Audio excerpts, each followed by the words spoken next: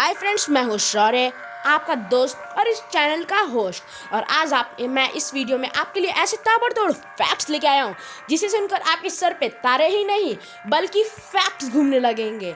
So get set ready and go with fact की बातें। And क्या आपको पता है कि जो हमारी बचपन की दोस्त सिजुका है उसकी शादी आखिर होती किसके साथ है और उसके लास्ट एपिसोड में होता क्या है? और क्या आपको पता है कि जो नेपोलियन बोनापार्ट हैं, जो आज तक किसी भी युद्ध में नहीं हारे हैं, वो कुछ खरगोशों से डर के भाग गए थे। क्वाइट मिस्टीरियस है ना? ये क्या हुआ इसके साथ? और क्या आपको पता है कि एक ऐसा सिटी है वर्ल्ड में जहाँ पर अगर बारिश हुआ तो लोगों को टैक्स देना पड़ जाएगा। लोग बोलते हैं आसमान बारिश बरसा, पर अगर इस शहर में बारिश बरसे तो लोगों बेचारों को टैक्स देना पड़ जाएगा यार, बिना मतलब का। और क्या आपको पता है कि क्वीन एलिजाबेथ का साल में 2 बार बर्थडे आता है? और क्या आपको पता है कि एक इंसान का पैर कटने के बाद एक इंसान ने ऐसा पैर कटना किया कि उसका कोई इंसान पूरे रीति रिवाजों के साथ उसकी कब्र पे रोया? और क्या आपको पता है कि चाइना ने एक ऐसा चीज़ डिस्कवर किया है जिसको पीकर हम अमर हो सकते हैं? जिसका मुझे आज तक इंतजार था और आपको भी इंतजार था ही, पर अब ये इंतजार खत्म। सो गेट रेडी। नंबर 1, बारिश के लिए बंदी चार्ज। क्या आपको पता है कि जब एक ऐसा सिटी है जहाँ पर बारिश होने पर टैक्स देने पड़ते हैं, वो सिटी का नाम है मैरीलैंड। ये एक छोटा सा सिटी है जहाँ पर रेन टैक्स होते हैं, बारिश गिरने पर टैक्स। और ये कोई गुंडे ममाली नहीं लेते हैं टैक्स, बल्कि खुद गवर्नमेंट लेती है। वाह भाई वाह, क्या गवर्नमेंट है! और ये पूरा वैलिड भी है। क्या गवर्नमेंट है यार, लीगल भी है। एस गवर्नमेंट ऐसा कभी ना हो। वाह, हमारे इंडिया के पॉलिटिशियन से सीखो। नंबर 2, आंदोलन के लिए छेड़ी एक बहुत ही जासूसी। एक बार क्या हुआ, एक शहर में एक बार किसी को आंदोलन लेना था, पर 20वीं सेंचुरी में नॉर्थ एशिया के लोगों को प्रुशियन लोगों के लिए एक मतलब करना था, प्रोटेस्ट करना था। बट वहाँ की गवर्नमेंट ने बोला कि आपको फ्लैग लेके पूरे सिटी में घूमना पड़ेगा और वो फ्लैग लेना इलीगल है। लोगों ने कुछ सोचा और एक आदमी को एक आइडिया आया चंपास वाला ऐड देखकर। उन्होंने एक पिग की ऐसी प्रजाति बनाई जो बिल्कुल उसके वो पूरा ऑरेंज हो और उसके पेट पर वाइट स्ट्रिप्स हो। ये कुछ देखा देखा लग रहा है। पूरा फ्लैग ही छाप डाला यार पिग पर, पूरा फ्लैग ही छाप डाला और पूरे पिग को पूरे गली बाजार में छोड़ दिया। और इसी तरह पिगों ने प्रोटेस्ट किया और इसी वजह से प्रोटेस्टिंग काम आई। ये वी वॉन। एंड पिगों ने प्रोटेस्ट करके इंसानों को जीता डाला। क्या दिमाग है। नंबर 3, हमारी छोरी 13 सेंचुरी से छोरी नहीं थी। ये ऐसा ताबड़तोड़ फैक्ट है कि आप खुद इसमें चकरा जाओगे। गर्ल सुनते ही हमको याद आ जाता है कि हमारी बहन है। और पर अगर मैं बोलूँ कि हमारी गर्ल, ये वाली गर्ल नाम पहले गर्ल के लिए नहीं रखी गई थी तो आप विश्वास नहीं करोगे। 13वीं सेंचुरी में एक गर्ल को गर्ल कहते थे, GYRL कहते थे। और उस समय लड़की और लड़कों का कोई फर्क नहीं था। पर आज welcome to the 21st century girls. देखा पहले की जमाने और आज के जमाने में। नंबर 4, पिग के लिए 2 देशों में ही एक धमाकेदार वॉर। अगर मैं कहूँ कि एक पिग के लिए 1859 में एक बार एक जंग छिड़ने वाली थी तो आप विश्वास नहीं करोगे। US टेरिटरीज और ब्रिटेन में एक बार एक पिग की वजह से एक बहुत ही धमाकेदार वॉर सीधा होने वाला था। एक वॉर जिसमें बम, गोलाबारी सब कुछ होगा। हाँ फ्रेंड्स, क्या हुआ कि दूसरे देश के एक फार्मर का पिग ने एक आलू खा लिया था, जिसकी वजह से उस फार्मर ने उस पिग को गोली मार दी। अब क्या था, अब चिंगारी लगनी बाकी थी। दूसरे देश को पता चल गया, दूसरे देश थोड़ा गुस्से में आ गई और सारे लोग अपने एक पिग के लिए 5 वॉरियर शिप्स भेज दिए और दूसरे देश में आर्मी भी तैयार हो गई थी, बिल्कुल एक वॉर की तरह। अब वॉर शुरू ही होने वाला था, पर एक अक्लमंद आदमी ने बोला रुको रुको रुको, ये क्या हो रहा है? हम सिर्फ एक पिग के आलू खाने की वजह से हम लोग लड़ रहे हैं। क्यों? ये सुनने के बाद सब लोगों ने थोड़ा सोचा और फिर उसके बाद जश्न मना और दोनों देश मिल गए और फिर पार्टी हुई, डांस हुआ और इस वजह से एक आदमी को जैसे दो वॉर मतलब एक वॉर बच गई। वाओ, दैट इंसान वॉज ग्रेट। नंबर 5, बार बार ये दिन आए, 2 बार ये बर्थडे आए। अगर मैं कहूँ कि हमको सबसे अवेटेड दिन रहता है अपने बर्थडे का। हम लोग एक बार बर्थडे बनाते हैं तो हम सोचते हैं 1 साल के बाद फिर आएगा यार, और मैं भी यही सोचता हूँ क्योंकि आज तो मेरा बर्थडे ही है ना। हाँ फ्रेंड्स, आज मेरा बर्थडे है, पर छोड़ो, अभी मैं फैक्ट्स बताता हूँ। ये एक स्पेशल वीडियो है। तो ये महारानी जो एलिजाबेथ है, इनके एक पूर्वज थे जिनका बर्थडे विंटर में आता था, पर इनका विंटर में बर्थडे होने की वजह से इनका जश्न नहीं बन पाता था, जिनकी वजह से ये बहुत ही उदास रहते थे। इसलिए एलिजाबेथ ने कहा, सारे अमीर लोग मेरे दादाजी के जश्न में मेरा बर्थडे और फिर उसके समर में मतलब विंटर में मेरे दादाजी का बर्थडे, काश ऐसा हमारे साथ भी होता। नंबर 6, अमर होने का राज के से पर्दाफाश। 2019 में चाइनीज आर्कियोलॉजिस्ट ने एक चीज डिस्कवर की जिसका आपको, मुझे, पूरे वर्ल्ड को बेसब्री से इंतजार था। अमर होने का राज क्या हुआ? 3.5 लीटर का एक इमोशनल मिला जो 2000 साल पुराना था। टेक्स्ट पे लिखा था वो कि इसमें बहुत ही कुछ एक ऐसी लिक्विड नहीं है, यह एलेक्सर ऑफ इम्यूनिटी से बनी हुई है और इसमें प्रोटेस्ट और नाइरेट इम्यूनिट की खुशबू आएगी। पर रुको, ये क्या बात हुई? मतलब ये कोई कुछ और नहीं बल्कि अल्कोहल, एक सिंपल सा कुछ केस एक इंसान ने ऐसे पी लिया होगा अल्कोहल को और फिर उसके बाद वो मर गया होगा। काश उसने वो पढ़ लिया होता जो उस पर लिखा था। जो लिखा था वो सच्ची में बहुत ही खतरनाक था। पियो और अमर हो जाओ मरने के बाद। नंबर 7, इंसानी कुकड़ुकू। सो मेरे लेट लती दोस्तों, जो पहले के ज़माने में जब अलार्म्स नहीं हुआ करते थे तो लोग अपने जॉब में कैसे जाया करते थे, जरा आप सोचो। तो लोग अपने जॉब्स को बहुत प्यार करते थे पर उठने के लिए बहुत ही लेट हो जाते थे।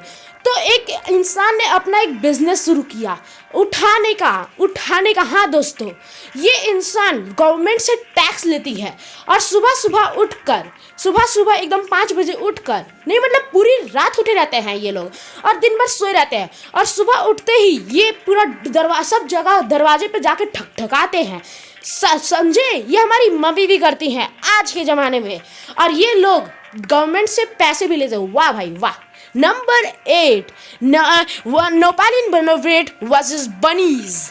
जो नेपोलियन बोनापार्ट हैं, आप उनको तो जानते होंगे और नहीं जानते हो तो गूगल में जाके सर्च कर लो। वेट, इस वीडियो को देखने के बाद तो नेपोलियन बोनापार्ट जो कभी भी किसी युद्ध में नहीं हारे हैं, वो गाजर खाने वाले खरगोशों से मार खा के आए हैं एक दिन। हाँ फ्रेंड्स, क्या हुआ कि इनके आदेश पर इन्होंने बोला कि सारे खरगोशों को छोड़ डालो, तो इनका आदेश माना गया और सारे खरगोशों को छोड़ दिया गया पिंजरे से और पूरा खरगोश छूट गया कि ये शिकार कर पाए। पर ऐसा दृश्य देखने को मिला जो सच में बहुत ही फनी था। कुछ खरगोशों ने उनको हमला कर दिया और उनके आदमियों पर। तब क्या था, वो नेपोलियन बोनापार्ट अपने काट में जाके भाग गई। कैसा होगा वो सीन यार, जो एंटरटेनमेंट के लिए बेचारे बनीज को लेके आए थे वो ढेर बनीज बन गए और फिर ऐसा काटा कि वापस खरगोश देखते ही ये तो बेहोशी हो जाते हैं। That's great and funny. Number 9, लंगड़ी खेलते खेलते जिंदगी बन गई लंगड़ी। आपको ये फैक्ट कुछ अजीब लग रहा होगा पर ये बहुत ही लंगड़ी तोड़ फैक्ट है। लंगड़ी तोड़ फैक्ट ये क्या है तो जी देखो, ये है मैक्सिकन जर्नल सेंटा एना जो 1842 में लंगड़ी खेल रहे थे, पर लंगड़ी खेलते खेलते ये गिर गए और ये गटर में गिर गए और जिनकी वजह से इनका पैर टूट गया और इनका पैर काटना पड़ा, जिसकी वजह से इनकी पूरी जिंदगी लंगड़ी बन गई। पर इनकी लंगड़ी को चिकन ना बनाकर इसका अंतिम संस्कार किया गया पूरे रीति रिवाजों के साथ। इसको कब्र में डाला और ये ऐसे रोए जैसे कि इनकी बिल्ली मौसी की पड़ोसी मर गई हो। इनके कब्रों पे ऐसे रोए पूरे रीति रिवाजों के साथ। Number 10, US navy box. आखिर क्यों बताओ मुझे, क्यों यहाँ पर यूएस नेवी यूएस बॉक्स के साथ खेलती है, एक्सबॉक्स 360 के साथ खेलती है, सबमरीन हेलीकॉप्टर्स में उनके पास एक यू बॉक्स रहती है। तो ये है एक फैक्ट जो आपको सच्ची में घुमा डालेगी। इसमें क्या हुआ कि हेलीकॉप्टर्स और सबमरीन में वो जो गेम खेलने वाले यू बॉक्स रहते हैं ना, वो लगाया जाता है, क्योंकि जब वो एक सिस्टम है जो पहले हेलीकॉप्टर्स में लगा देता था जो $20,000 का होता था और फिर $20 का बना देते हैं और उसको सीखने में घंटों लग जाते थे और इसको सीखने में मिनटों, इसीलिए इन्होंने ये लगा दिया। चाय की चुस्कियाँ लेते हुए, लोगों के साथ खेलते हुए वो हेलीकॉप्टर या सबमरीन को कंट्रोल कर सकते हैं। Number 11, dogs like squeezing toys as compared to dark toys. Friends, कभी भी आपने किसी भी अपने डॉगी को कभी भी कोई स्क्वीजिंग वाला टॉय दिया होगा तो वो उसका हवा निकाल के ही छोड़ते हैं, है ना? वो ऐसा क्यों करते हैं? तो जरा मेरी बात ध्यान से सुनो, वरना आपको डॉगी काट लेगा। सो फ्रेंड्स, जो डॉगीज रहते हैं वो वुल्फ के प्रजाति के ही होते हैं और वुल्फ जब भी कोई शिकार करता है वो किसी भी अपने शिकार को पहले बहुत ही थकाता है, उसको स्क्वीज कर देता है, उसका पसीना, उसका पूरा हवा निकाल देता है और फिर उसका शिकार करता है। और वैसे ही हमारे डॉगीज करते हैं, उनको लगता है वो उनके दुश्मन है, हवा निकलने के बाद वो ऐसा करते हैं कि वो उनके पास कोई टॉयज है ही नहीं, वो उस टॉयज से बोर हो जाते हैं। इसीलिए मैं कोई डॉगी नहीं पालता, क्योंकि मेरे पास ऑलरेडी मेरे कॉलोनी के डॉगीज हैं, पपीज़ हैं, पप्स। और नंबर 1 फैक्ट जिसका हमें सबसे ज़्यादा अवेटेड फैक्ट है कि शिजुका की शादी आखिरकार किससे होती है और इसके लास्ट एपिसोड में आखिर होता क्या है। तो शिजुका की शादी शिजुका के लिए बहुत सारे एलिजिबल बैचलर्स थे, बहुत सारे ऑप्शंस थे, पर वो सबने एक शिजुका को आई लव यू कह ही दिया था। पर आखिरकार लास्ट में शिजुका की शादी नोबिता से ही होती है, शिजुका नोबिता को ही हाँ कहती है। सो फ्रेंड्स, इसके पीछे की बहुत ही इमोशनल और गुड टीचिंग स्टोरी है। So let's begin. So friends, पहले तो आप बोलोगे कि ऐसा कैसे हो सकता है फैक्ट कॉफ़ी, तुझे ऐसी स्टोरी कैसे पता चल गई, क्योंकि अब तक तो स्टोरी बनी नहीं है इसकी लास्ट एपिसोड। सो ऐसा नहीं है फ्रेंड्स, जब भी कोई कार्टून स्टार्ट होने वाला होता है उसका एक कॉमिक बना ही देता है सब लोग। तो जानते हैं इस कॉमिक को, नोबिता अपने हर रोज की तरह रोते हुए आता है और डोरेमोन से बोलता है, डोरेमोन आज मुझे जियान ने फिर मारा, मुझे कुछ ऐसा गैजेट दो जिसको मैं जियान से मजा सिखा सकूं। पर नोबिता थोड़ा ध्यान दे के देखता है कि डोरेमोन कोई रिस्पॉन्स नहीं कर रहा है, ना हिल डुल रहा है। तो नोबिता थोड़ा डर जाता है और फिर अचानक डोरेमी को कॉल करता है। तो डोरेमी उसको अच्छा से देखती है और फिर बताती है कि इसके अंदर की बैटरी ख़राब हो चुकी है। नोबिता फिर बोलता है, ठीक है तो मैं 21st सेंचुरी से डोरेमोन के लिए नया बैटरी ला दूंगा। तो डोरेमी बोलती है कि डोरेमोन का अगर बैटरी ख़राब हो चुका है तो उसको बनने में, हर एक रोबोट को बैटरी बनने में बहुत साल लग जाते हैं और ऐसा हो सकता है कि डोरेमोन का बैटरी बन ही ना पाए। नोबिता बहुत ही उदास हो जाता है और फिर उसको एक मन में एक आवाज़ आती है, Nobita you can do it. वो डोरेमोन की आवाज़ होती है। फिर नोबिता उसी दिन से सोच लेता है कि अब मैं ही बैटरी बनाऊंगा डोरेमोन के लिए और फिर वो अब जी जान से पढ़ना स्टार्ट कर देता है।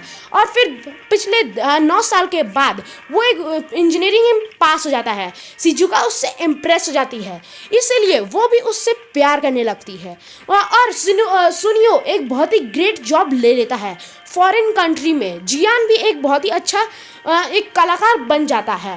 पर नोबिता बड़ा होने के बाद वो बैटरी की तैयारी में निकल गया।